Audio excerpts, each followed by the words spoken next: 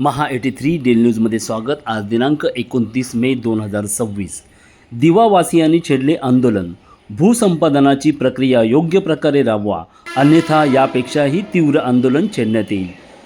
सार्वजनिक प्रकल्पासाठी जमीन संपादन करताना योग्य मोबदला व पुनर्वसन न झाल्यास रहिवासी आंदोलन करतात। भूसंपादन कायदा 2013 नुसार जमीन संपादन प्रक्रियेत पारदर्शकता आणि बाधित व्यक्तींची पुनर्वसन अनिवार्य आहे। असाच प्रकार दिवा येथे सुरू आहे। दिवा रेल्वे स्टेशन येथील पूर्व पश्चिम मार्ग जोडणारा जो उड्डाण पूल आहे तो रेल्वेच्या हद्दीपर्यंत पूर्ण झाला आहे। पुढे तो प्रशासन आणि ठाणे महानगरपालिकेच्या अखत्यारीत येतो। तो उड्डाणपूल जिथे उतरणार आहे त्या जागेत राहणाऱ्या रहिवाशांवर अन्याय होत आहे। त्या पुलासाठी लागणाऱ्या जागेचे भूसंपादन योग्यरित्या झाले नाही तर जमिनीच्या मालकांना त्यांच्या जागेची कवडी भाव मिळकत मिळत आहे, तर भूसंपादन करायला येताना अनधिकृतपणे भूसंपादन करत आहेत, तर अधिकृत जागेचा सर्वेही झालेला नाही।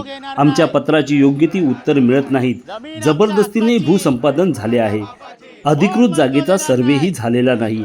आमच्या पत्राला योग्य ती उत्तरं मिळत नाहीत। जबरदस्तीने भूसंपादन चालू आहे, अशा तेथील रहिवाशांचे आरोप आहे। भूसंपादनाचे पैसे आत्ताच्या बाजारभावाप्रमाणे द्यावेत आणि तेथील बाधित रहिवाशांचे योग्य प्रकारे पुनर्वसन करावे, अशी यांची प्रमुख मागणी आहे। सदर प्रसंगी महा 83 डेली न्यूजने दिवावासियांचे घेतलेले या प्रतिक्रिया। मी विशाल एकनाथ भगत, ही माझी वडिलोपार्जित जमीन आहे आणि इतर आम्ही 17-18 जण ज्या भूसंपादनामध्ये येतोय या रेल्वेच्या ब्रिजच्या अंतर्गत, तर आम्हाला कुठल्याही प्रकारचा व्यवस्थित असा मोबदला न देता हे सगळं भूसंपादन जबरदस्ती करण्याचं यांचं चालू आहे प्रोसिजर असा। त्याच्यामध्ये यांनी कुठल्या प्रकारची सिटी सर्वे केलेली नाही आहे। आम्हाला विश्वासात न घेता त्या जागेचा बाजारभाव जो आहे तो अतिशय कमी प्रमाणे, आता सध्याचा माझा जमिनीचा जो बाजारभाव आहे ते गुंठ्याला कमीत कमी 3 CR आहे 1 गुंठ्याला। तर हे लोक आम्हाला एकदम कवडीमोल भाव देऊन आम्हाला विश्वासात न घेता बाजारभाव ठरवून जे काय ते चाललेलं आहे।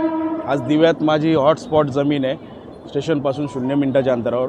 मला माझ्या परिवाराला आता उदरनिर्वाहाचं साधन आता ही एकच जमीन आहे, त्याच्यामुळं आता आम्ही या गोष्टीसाठी संघर्ष करतो आहे। कारण त्यांच्याकडे डिमार्केशन केलेला नाही आहे जमिनीचा आणि कुठल्याही प्रकारचा अधिकृत प्रोसिजर न करता आम्हाला दडपशाही करून ते जमिनीचा ताबा घेण्याचा प्रयत्न करत आहेत।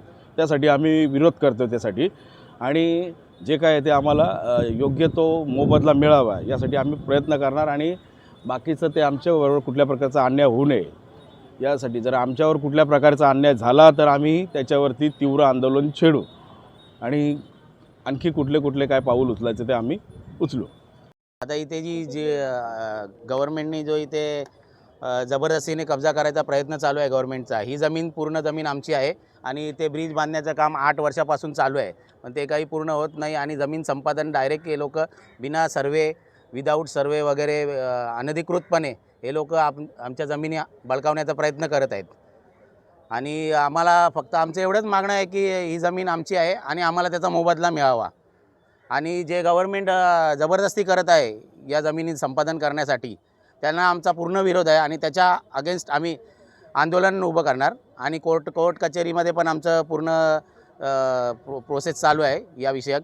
तर आम्हाला फक्त तेवढंच म्हणणं आहे की गव्हर्नमेंटने आमचा पूर्ण मोबदला आम्हाला जमिनीचा द्यावा, नाहीतर आम्ही ही जमीन त्यांना देणार नाही आणि त्याविषयक आम्ही जे काय करायला लागेल ते आम्ही सर्व काही करू।